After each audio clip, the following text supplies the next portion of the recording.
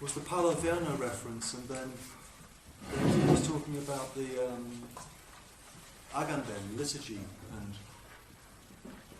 mockery, and humour. What's the theme that's in the end?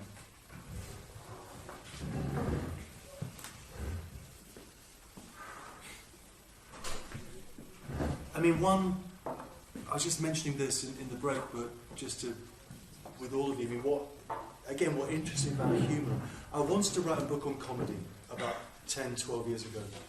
I quickly realised that the object is incredibly hard to define anyway. I mean, one of the interesting things is that the so-called serious genres, classically epic, lyric, and dramatic, are relatively easy to define, and the definitions are relatively stable. But the comedic genres are incredibly hard to define. You know, what is wit, what is satire, what is comedy, what is humour, so on and so forth. You look at one author, one period, they're quite different from one period to another. So I abandoned the project on comedy because I couldn't work out what the thing was, and then moved into the question of humour. And the interesting thing about humour is that, you know, conceptually, the structure that interests me is the structure you find in Freud, this idea of humour as a self-mocking ridicule, or this ability to look outside oneself and find oneself ridiculous. But the concept of humour, the word humour, is, I mean, the first use of the word humour to denote something jocular is in, according to the Oxford English Dictionary, which is often unreliable, is 1682, and it's in the English language. So, humour is an English invention as a concept related to the jocular. Humour as a concept obviously goes right the way back to ancient ideas of medicine and biology, and the doctrine of the four humours. But if you look at Elizabethan theatre, Ben Jonson, what is it? To each man his humour, or each man hath his humour. Johnson's not talking about ha ha ha humour. He's talking about humour as a disposition. Humour as are you in a good humour or a bad humour? So humour arises at the end of the 17th century in England, at the same point as the emergence of, after the revolution and before the glorious revolution, so-called, of 1688. So humour seems to go together with the emergence of what we can call liberal democracy. The first theory of humour is Shaftesbury, who writes a text in 1709 called Census Communists, an essay on the freedom of wit and humour. And for Shaftesbury, the essence of humour is sociability. And what humour does is to enforce a social bond. It's the way in which people can come together. And that idea of Census Communists obviously has a classical background, but it sort of winds its way forward into Kant's critique of judgment, where it becomes a way of thinking about aesthetic judgment. There's a whole history there. But you can think of what's interesting is, so what interested me about humour was that there was a geographic and lexical specificity to the concept, which made it sort of manageable. And then you're into the very interesting question of humour, linguistic and cultural differences, which still fascinates me. So you find 18th century French discussions in people like Diderot, where he'll say something like humour is something which, he says, appartient à l'esprit anglais, belongs to the English spirit. And as an example of l'esprit anglais, he'll talk about Swift, who was hardly anglais, who was more irlandais. So it was, there's a whole weird geography of humour, and the logic of humour in terms of, I'm very interested in, this sounds like a completely reactionary thing to say, but I'm very interested in in the humour of national differences, because it reminds us that we're not the cosmopolitan, global citizens that we'd like to be. We carry all this wreckage from the past, which continues to haunt us. The thing about national stereotypes is they're all true, right? Empirically, and confirmed by humour in powerfully interesting ways. And so that was a topic that got me. It's fascinating, this relation to satire, wit, and all the rest. The relation to the body, religion. I mean, humour is something. Humour as a concept is something that is Protestant and post-Reformation. Right? And what you find in Shaftesbury, he'll say that the English have humour, the Dutch have humour, and those poor, cramped Catholic wretches, the Italians, just have buffonic laughter. Right? They're just laughing at body parts and people's trousers falling down and big penises and this isn't humour. This is just the vulgarity of the cramped taste of the Catholics. So there's a whole religious politics to humour as well, which is fascinating, and that plays out, you know, in the US context in complex ways. And obviously, you know, without wanting to get into the question of Jewish humour, well, let's talk about Jewish humour. Let's not talk about Jewish humour. But you know that again, what interesting about Freud is that this example of you know, reflexivity is exemplified particularly in the joke culture, which he was imbibed with. Right? Anyway, parenthesis. Some versions of psychoanalysis have a problem with the superego. This isn't surprising. The superego generates hostility towards the ego, and it crystallizes into the symptom. The superego is the cause of suffering in the subject. So in a very real sense, you know, in the actual clinical situation of psychoanalysis, what the analyst, for the most part, has to break down is the hostility of the superego. Right?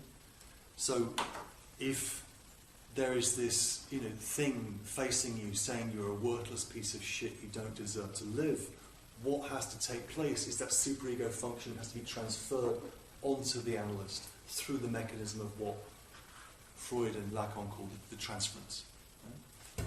Through transference love, the superego becomes objectified in the person of the analyst through the experience of love. And hopefully, if that experience of love is handled with tact, then perhaps some of the symptoms might be alleviated.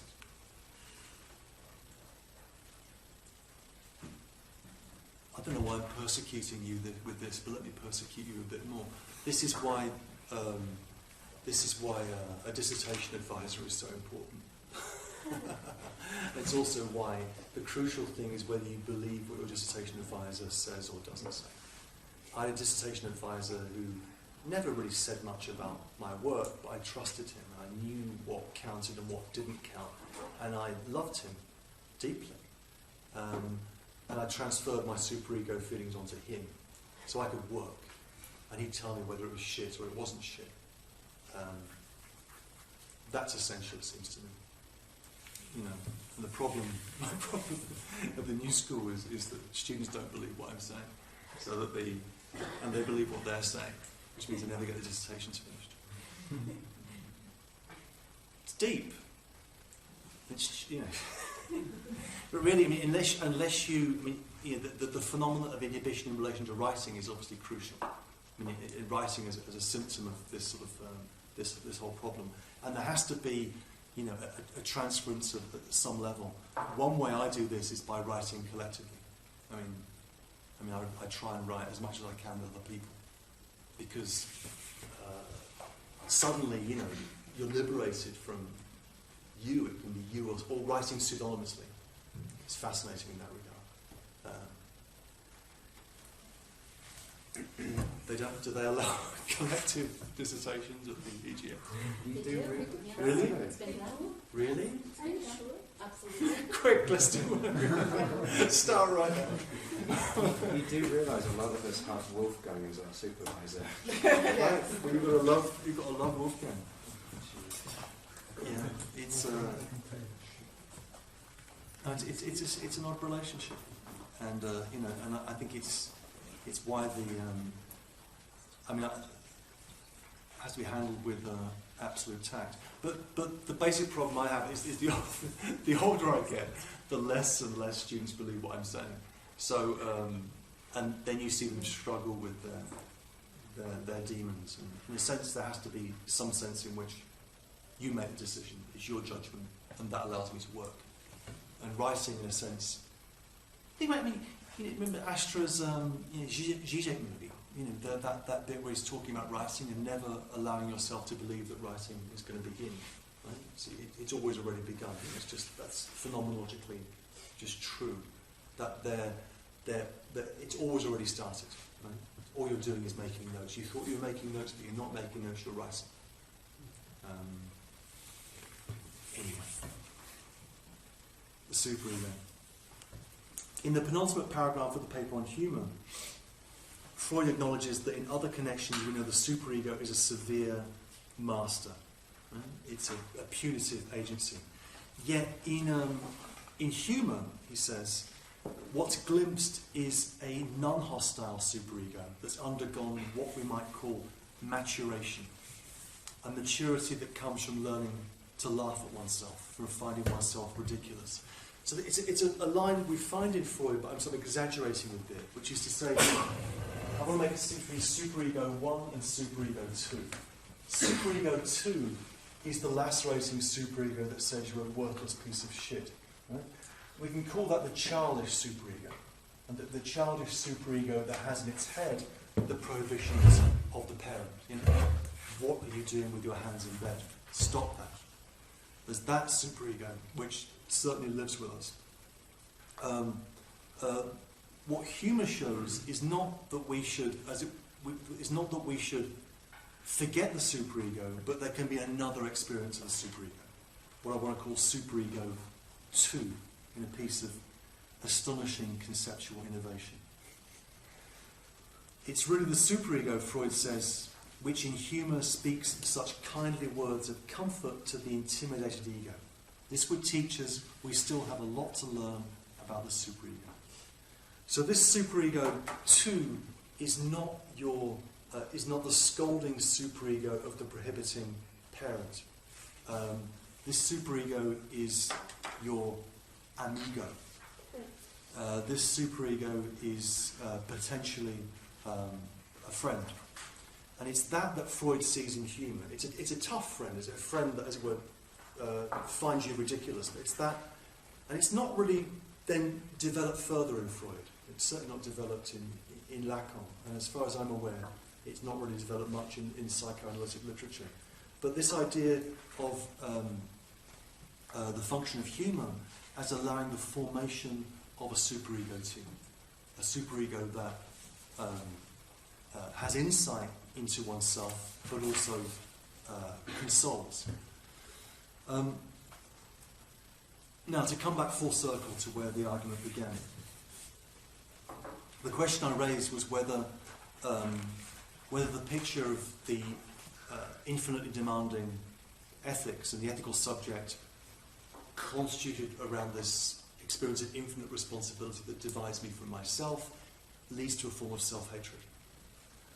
And I think that the model of sublimation adapted from this question of humour can be seen as a response to that. So sublimation not as tragic sublimation, but sublimation as this more minimal, assuaging form of sublimation.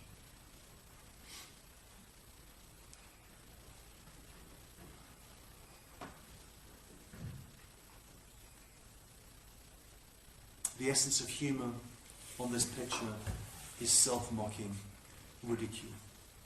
I look at myself from outside myself and I find myself laughably inauthentic. So as it were, humour is the reminder of one's inauthenticity. So the split at the heart of the ethical subject is not a tragic, heroic split. It's not some form of masochistic self-flagellation. It's rather the experience of a divided but humorous self-relation.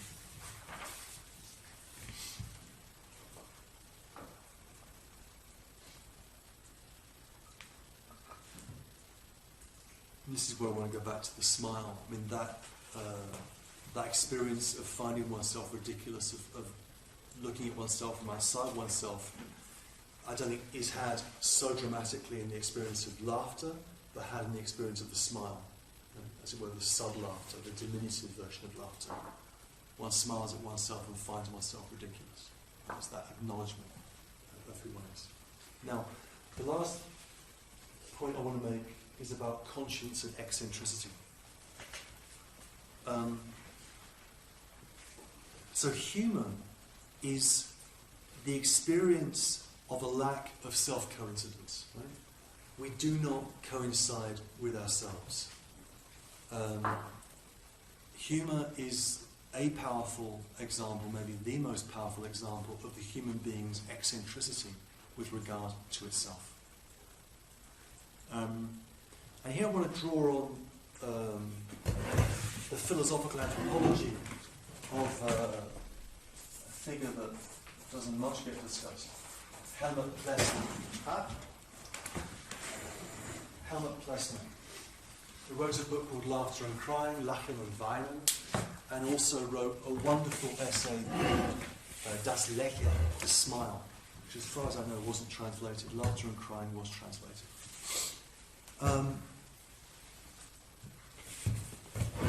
Plessner begins from this phrase. I'll put it in German because it works better. Works better in German.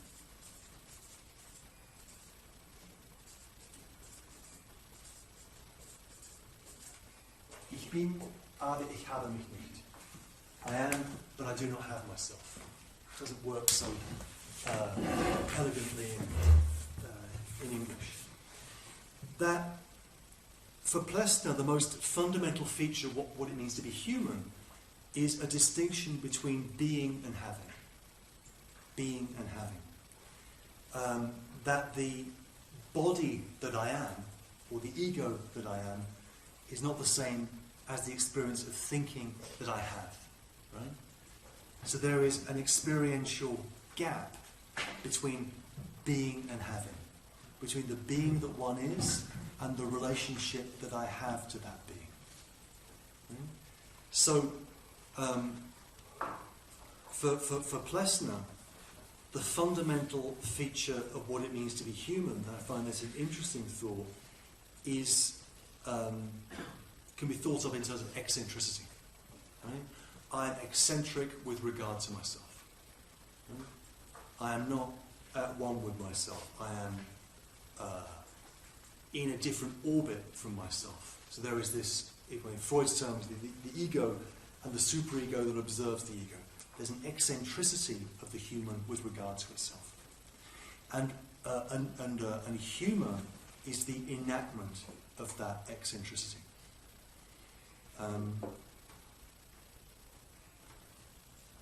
Which is to say something dramatically obvious but important, which is that human beings are natural beings, right? We're bodies, we're animals, and pretty useless animals at that. But we have a self-relation to ourselves in thought or language which is not one of coincidence. Right? We do not coincide with our bodies. That would be the Plessner's thought, which I think is compelling.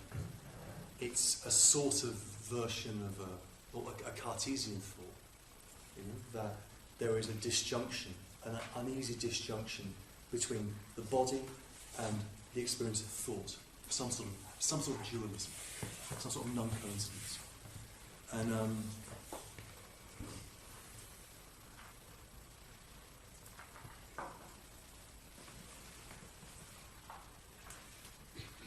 And this would be the experience of self-consciousness. What is self-consciousness? Self-consciousness is the consciousness of self. Right? But what is that? Consciousness of self is already an experience of division.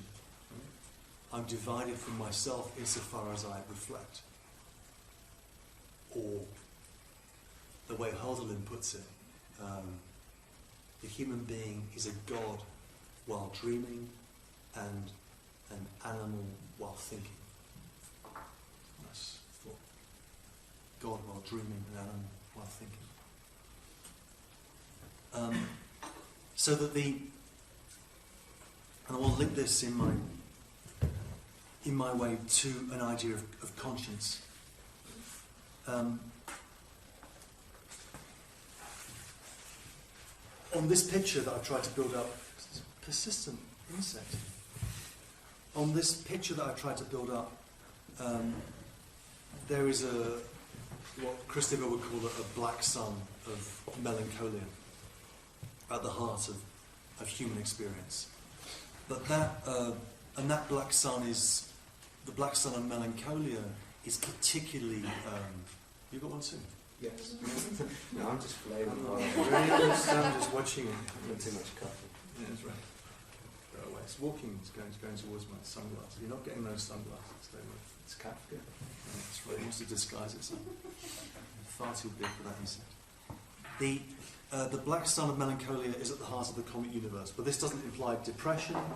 On the contrary, humour is an antidepressant by which we can laugh at ourselves and find what Freud calls liberation and elevation, a momentary consolation. So this eccentricity with regard to oneself, I want to now think about as the experience of conscience. And again, conscience is one of those almost dirty words in, I don't know, maybe it isn't. There's a certain sort of Nietzschean doxa which would make conscience a dirty word. I want to defend the idea of conscience. Conscience is the internalization of the ethical demand that splits open the subject between itself and a demand that it cannot meet. Luther defines conscience as the work of God in the heart of man. The work of God in the heart of man. In having a conscience, if you're a Lutheran, God is inside you, an ever-watchful presence with no mediation through shamans or priests.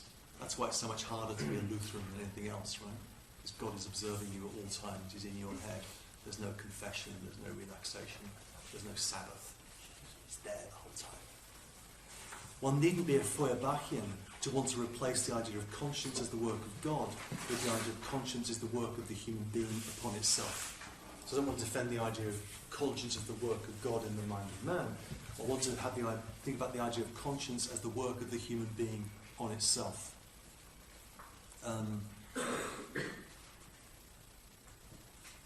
this work of the self on itself can be excessively demanding work.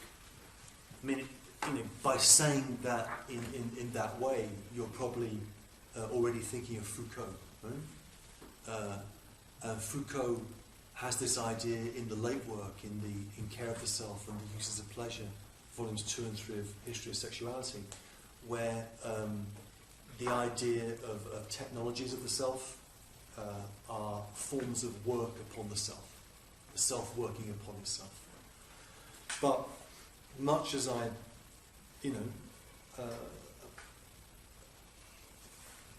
I'm fascinated by Foucault, particularly these late lectures that are appearing, the Collège de France lectures that have been appearing over the last few years.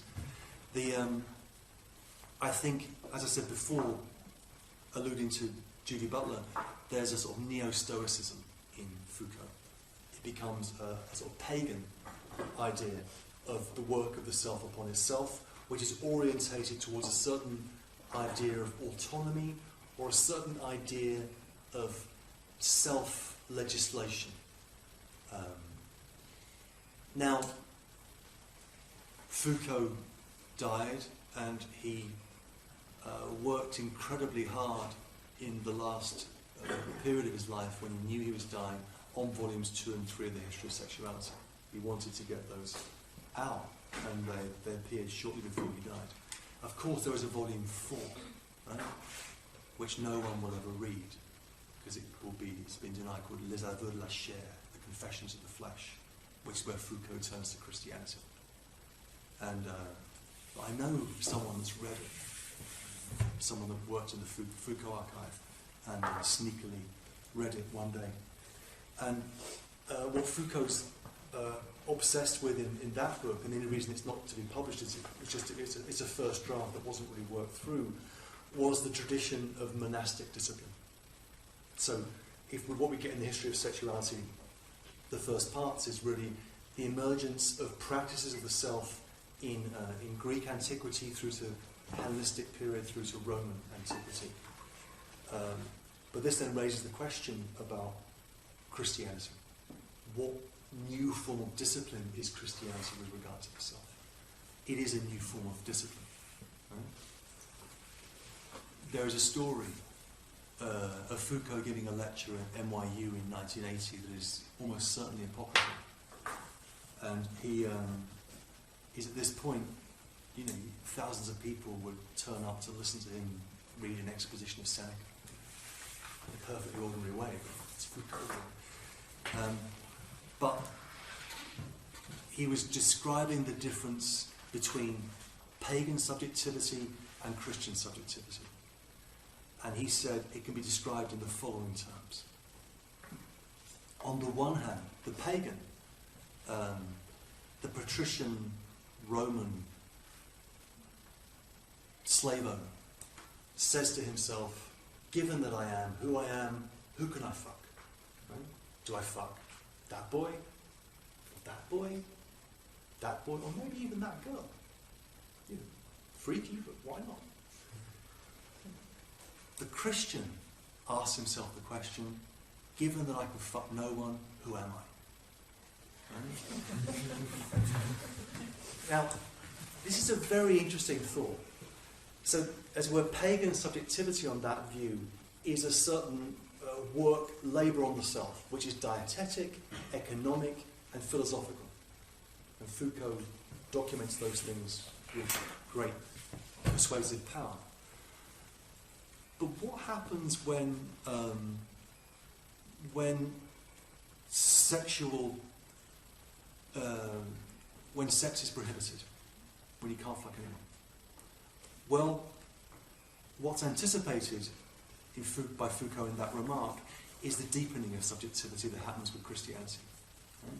In Christianity, what you get is this deepening of the subjective matrix, which comes through an abstention from desire, an abstention of the realization of sexual desire. And you see this most dramatically, say, in Augustine. You see it in Paul too, but more dramatically in Augustine. Augustine is a nightclubber who becomes a bishop, right? We know the story. Good sort of party boy, pagan, Manichaean, whatever, becomes a Christian. What happens at that point is that the experience of conversion for Augustine divides Augustine from himself. He says there were two wills raging within me, the will of the flesh and the will of the spirit. Same as you find in Paul. And these two wills would not let me rest, and sundered and divided me from myself. So what you find in Paul and Augustine is a deepening of the question of subjectivity that comes through a certain abstention of sexual desire, or abstention of sexual practices, let's say. Sexual desire is still there. And I guess my position is very much in line with that, right? Which is, I've finished what I'm going to say, so I'm just sort of riffing on this for a bit. But in this book I've just finished, which is called Faith of the Faithless. I wanted to write something on the Song of Songs from the Bible, because I've long been fascinated with the figure of sexual difference as it appears in that extraordinary text. And we don't know what it's doing in the Bible at all. There it is. There's this carnal, nuptial song, which is these 24 fragments. If you read it in a literal translation for Hebrew, it's quite, you know, it's quite racy in terms of body parts and the whole thing, without going into details. And it's sung from different voices. There's a male voice, there's a female voice. And for a figure like Luce Irigaray, this Song of Songs becomes an if you like, emblematic of a possible ethics of sexual difference. Right? And I'm very interested in that thought. I still remain interested in her work, though she's not as fashionable as she was, I guess, but incredibly compelling. Still the early work, really compelling, I think. But so I then stumbled into thinking about the Song of Songs, then began to read a lot of commentaries on the Song of Songs, which begins to be commented on in the High Middle Ages by Bernard de Clairvaux and Meister Eckhart and various other people. And my thesis initially was going to be that what happens in Christianity is that the carnal aspects of sexual difference and desire are lost in this when it becomes a Christian allegory. Because what happens to the Song of Songs in the Jewish version, it becomes the love song of God to Israel, and in the Christian version, it's the love song of Christ and the Church. It becomes translated. So that's going to be my initial thesis. But then I began to probe further and got involved in an awful lot of reading of medieval mysticism, which is something I'd read a long, long time ago. And in particular, a number of female mystics that I hadn't read, and began to become more and more concerned with this. And what you find in female medieval mystics, I'm talking about people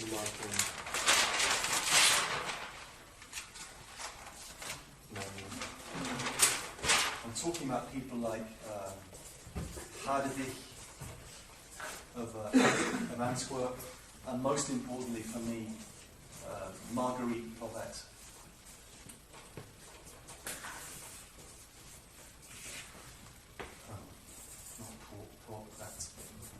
And there are many others, but those are, for me, the most radical. Is the if you like, the sublimation of that discourse of carnal love into a discourse in relationship to the divine. And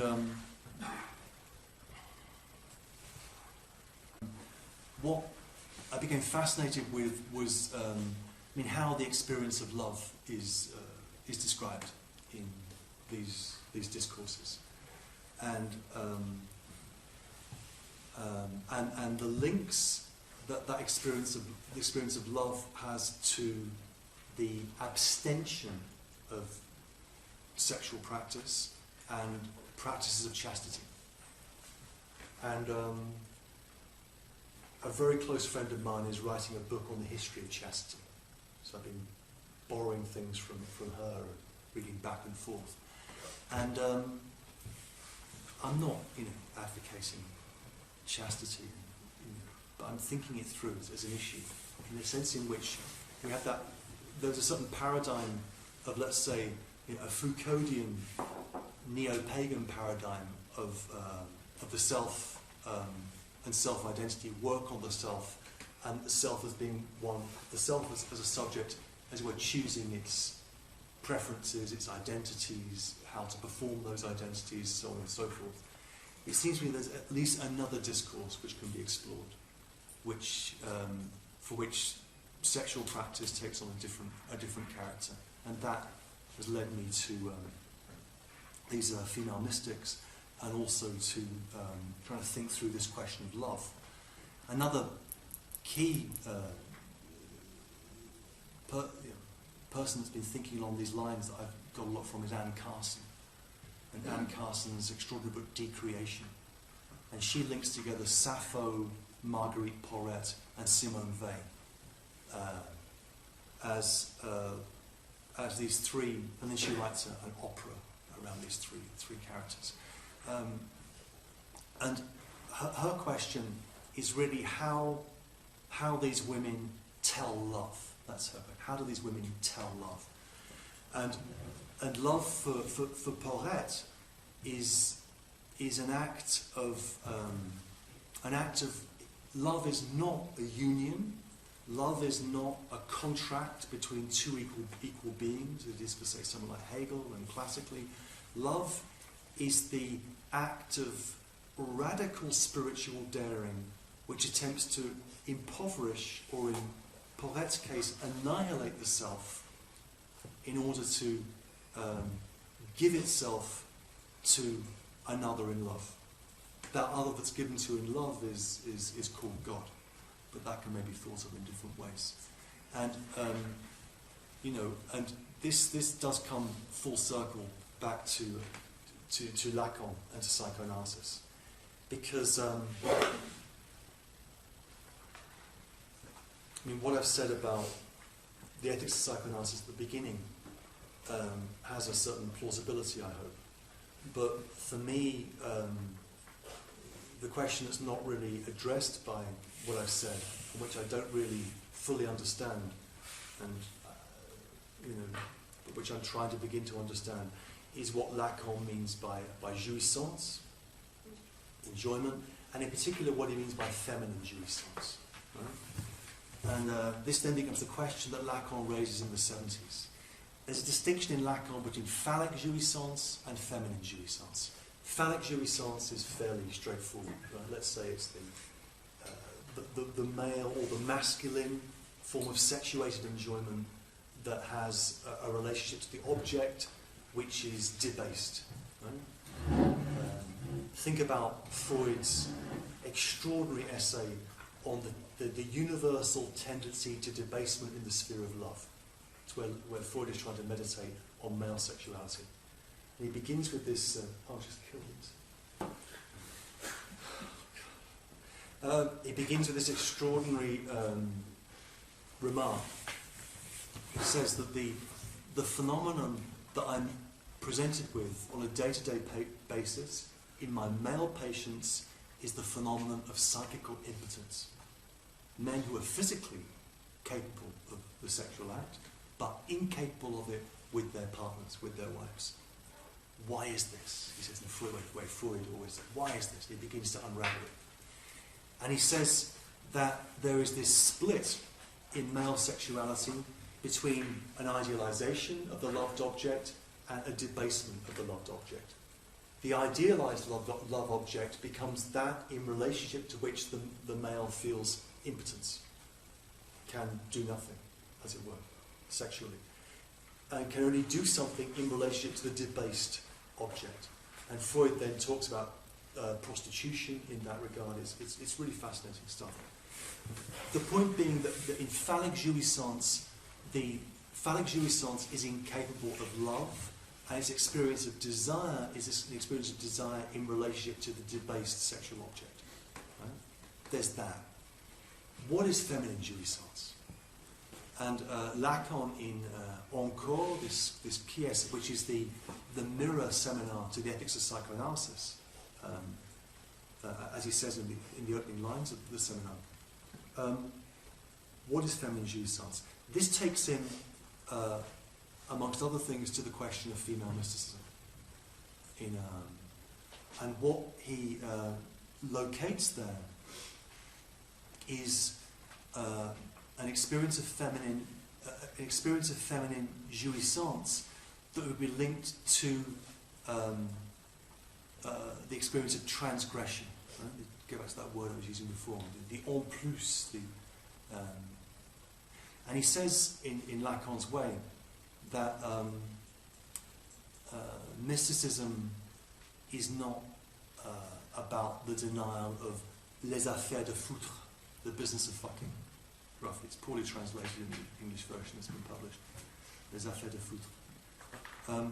It's concerned with a different form of sublimation, and it's that I'm trying to think about at the moment, what that might be. And this thing that I published last week in the Times on Kierkegaard is very much around that question. Because, I don't say this in the, you can't say these things in the Times, but when Lacan's talking about that, he then asks the question, he then begins to talk about Kierkegaard's experience of love in relation to feminine jouissance. And that was very much what was on my mind. And the idea of love as a radical act of self-impoverishment, of trying to give oneself over. And, you know, so, to stop, I have some questions. And by male and female, I'm not talking about essential sexual differences. Let's not go down that road. I mean, we're all cleverer than that. We're talking about different forms of sexuation. Right? Sexuation is a tragedy for all of us. You just pick your whatever sexuation you happens to have fallen out, masculine, feminine, or whatever we want to think about. We talk about different models. But if phallic jouissance is a certain inability to love and a debasement of the object in the experience of desire, what we have is a separation of the experience of love and desire. What the ambition, is that the right word? The aspiration, the hope that drives something like feminine jouissance is to be able to love and desire in the same place. Can one love and desire in the same place? And that's the question. I don't have the answer. I mean, these are things we can point to, but and this humorous self-relation as a way of internalising the ethical denial. I think this has a lot going for it, obviously, otherwise I wouldn't waste my time and yours. But there are things it doesn't deal with, right? And love would be one of them. And in an incredibly banal way, but it's important to ask oneself very simple questions. I've been much concerned with the question of finitude for a good while, and written books on death. And in many ways, the question, this came up today, the question that philosophy on the model I was trying to present to you yesterday and continue with today is based around the notion of finitude, right? Finitude, and coming to terms with our finitude. So the question of how to live becomes the question of how to die. Right? How does one reconcile oneself with one's being towards death? Good. And you could say, well, this is the philosophical question. You could say that, right? We begin history of philosophy in Socrates, in the Phaedon, with someone saying that the philosopher is half dead. Philosophy, to practice philosophy is to be half dead, and the philosopher is the person who knows how to die. So the philosophical question, how to live, turns on the question of how to deal with the fact of death. The question for me has become in the last year or so, the question of how to love. Right? Not how to live, how to love. And that question is a different question. If the question how to live is a question about our mortality, then the question how to love is a question about something else. Right? What we could call, if we wanted to get a bit extreme, immortality. What is going on, or what is being grasped towards in the experience that we call love? Really, it's not because we're terrified of our mortality. It's not that. It's that there is something is engaged there, which is more than our mortality.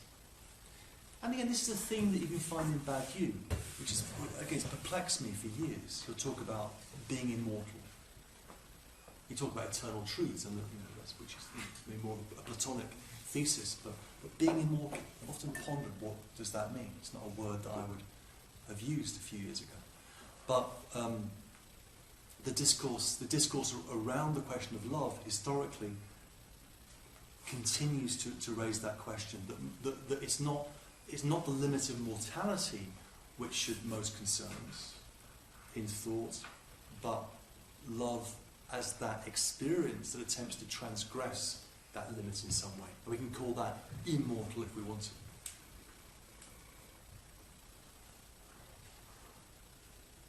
That's vaguely what's on my mind.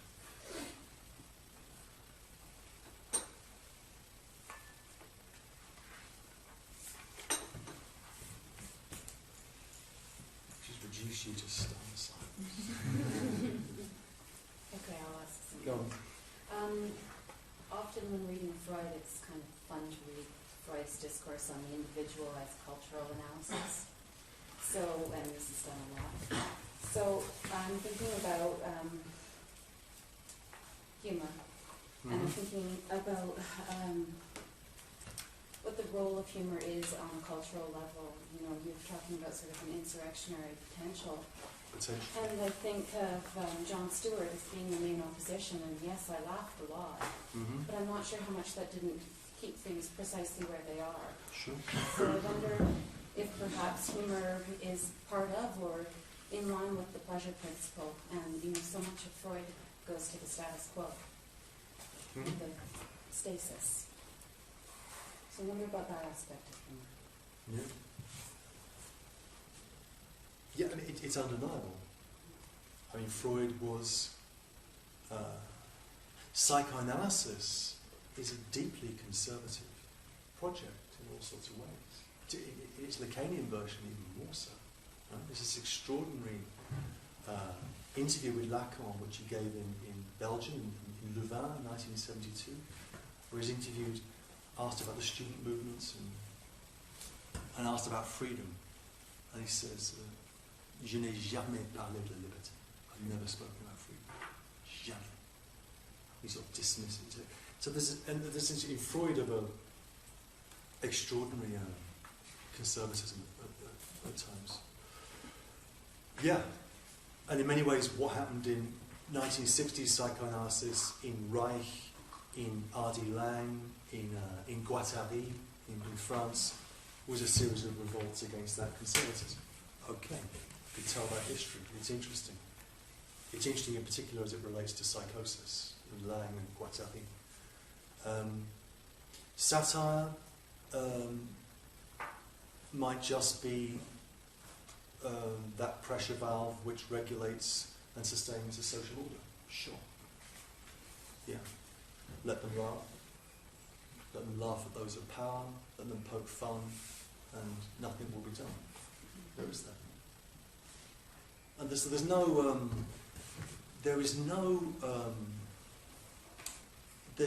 no inherent emancipatory potential in the comedic.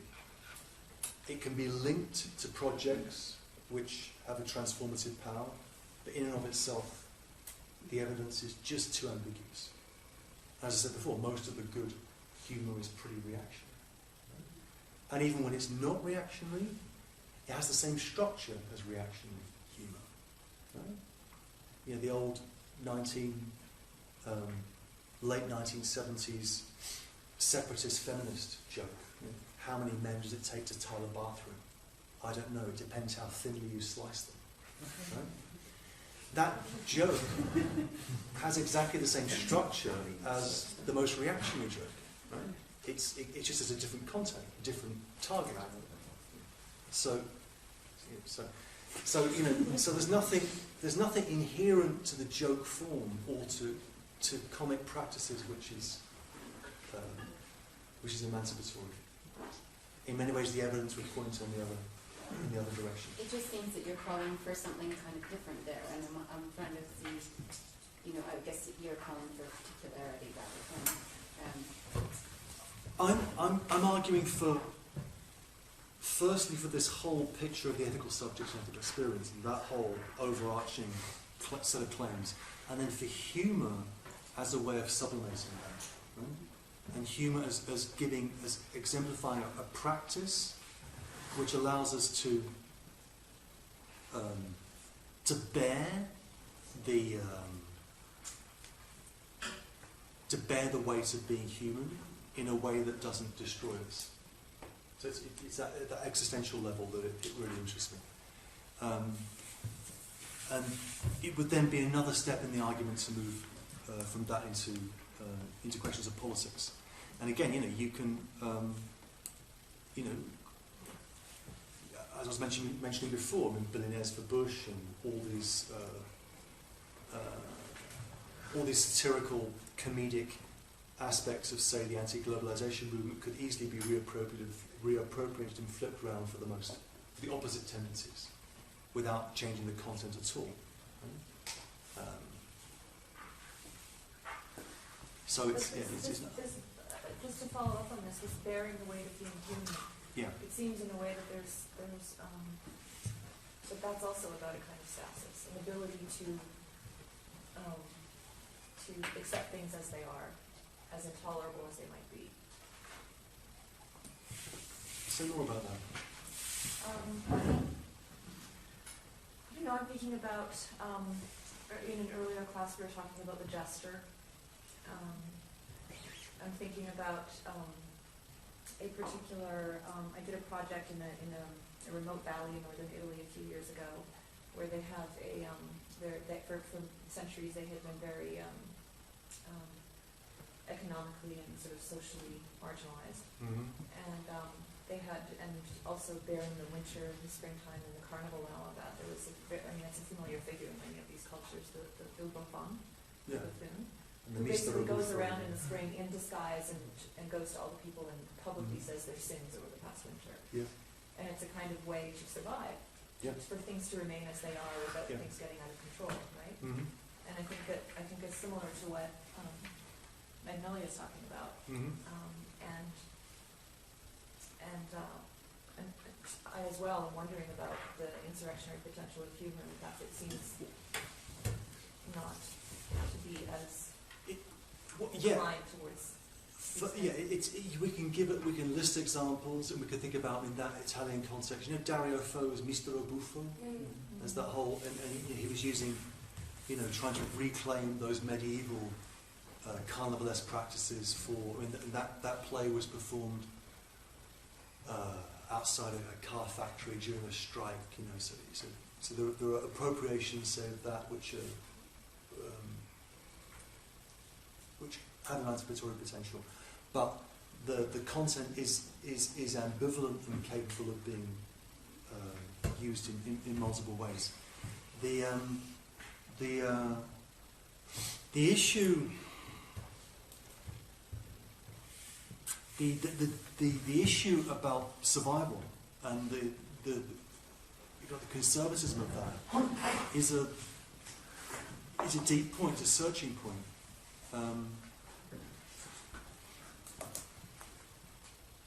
Even those groups that you were speaking about in the U.S., you could say in a way it might be a way of bearing this unacceptable situation, rather than actually a way to propose social change. Absolutely, yeah. You could say that that the satirical practices just gets people off the hook.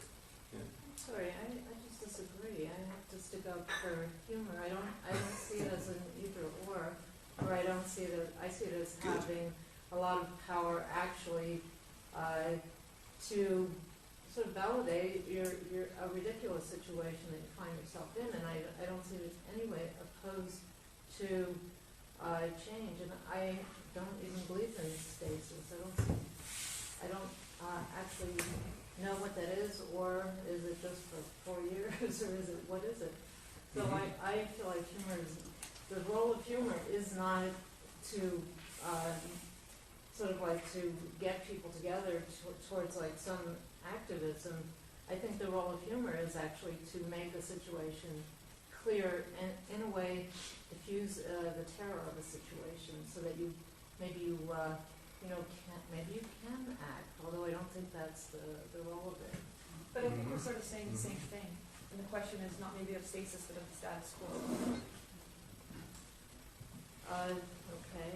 I don't think we are, but No, not. It would be. I mean, your thought is that there was this great piece of German graffiti. The autonomists in Berlin used to put on the wall. It was something like.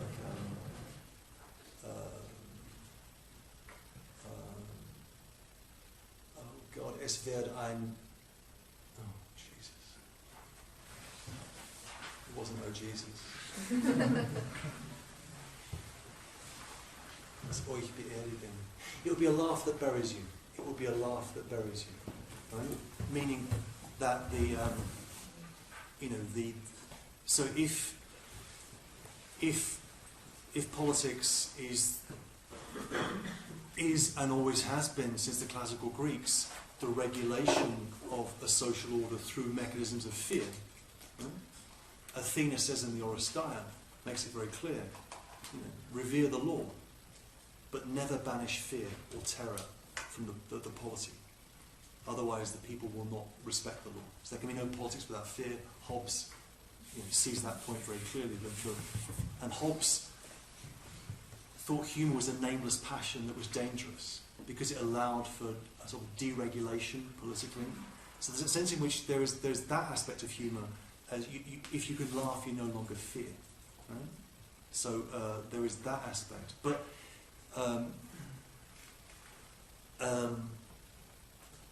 there is, to go back to the point about stasis, let me put it a different way.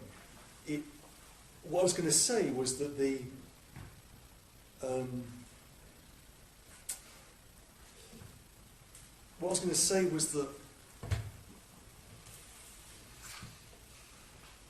can one think without certain sorts of assumptions, hopefully argued assumptions, about what it means to be human, or what human life comprises it.